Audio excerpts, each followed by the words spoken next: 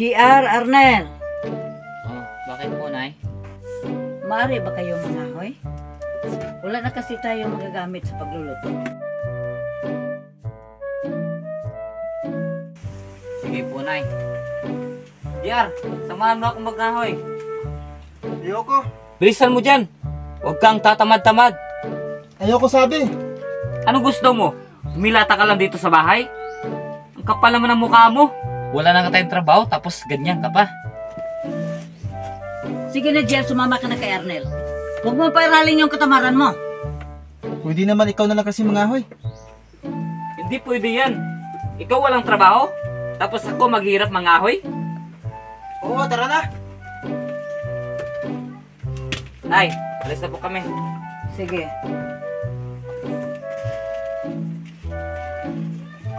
Bakit ganun yung isa kong anak?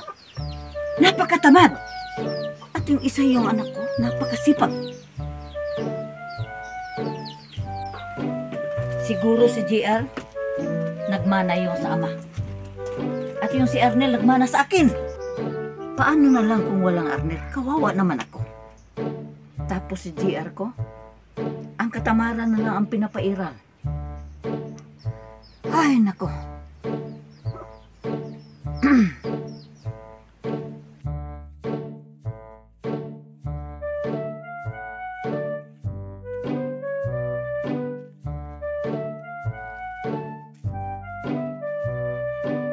Bilisan mo dyan, JR.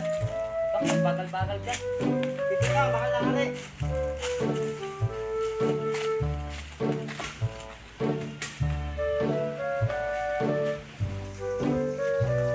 Baka gusto mo, tutukin kita. Ito naman, hindi mabiro.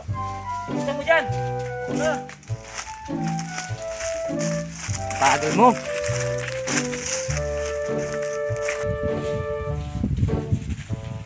Iwan ko ba?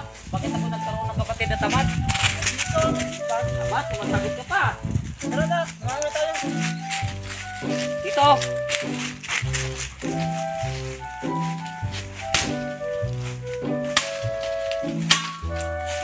Dito. Garap ka dyan.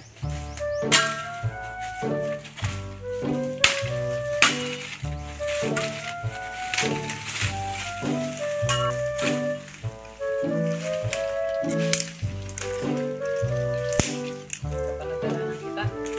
Lagi mamakahay tayo. Kinuha mo ng isang itak, dapat gano'n mo ng isa. Aba, sumasagot-sagot ka pa? Talagang bata ka.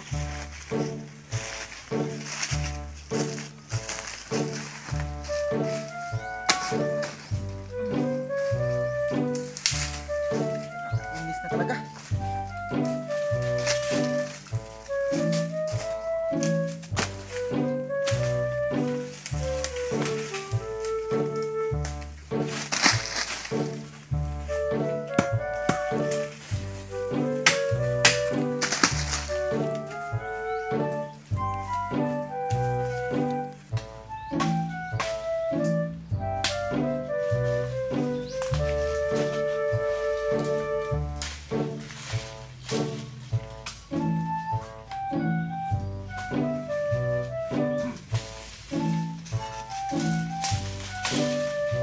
Ano, JR? Wala ka pa rin ba nakukuha? Ganap ka! Ito na, boss. Maghahanap na.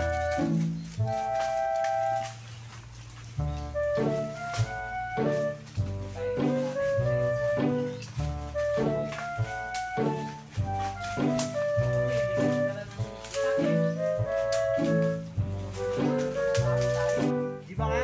Sinagay mo ng isa, dapat gano'n mo lang isa.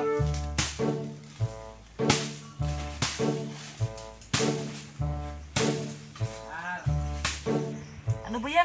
Kanina pa tayo nang ahit? Yan lang dala mo? Wala kasi akong mahanap. Ay, nako sa'yo, JR. Sige, tara na.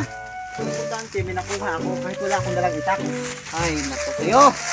Grabe, napakatamad mo talaga. Tingnan mo yung dala mo. Makakaluto ba yan natin? Dalawang tingnan. Nakalaki mong tao? Yan ang dala mong kahoy? Sus, pang bata lang. bata lang yan. At least may dala akong kahoy. Kahit magluto pa tayo ng baka, walang problema to. Lagot ka talaga ka nanay mamaya.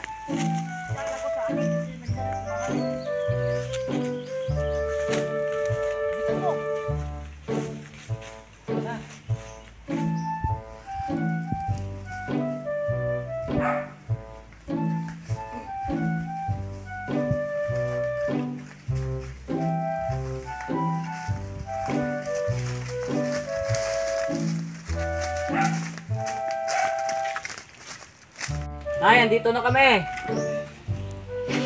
Buti naman, nakauwi na kayo. Halina kayo, kumain na tayo. Sige po. Sige po, Nay.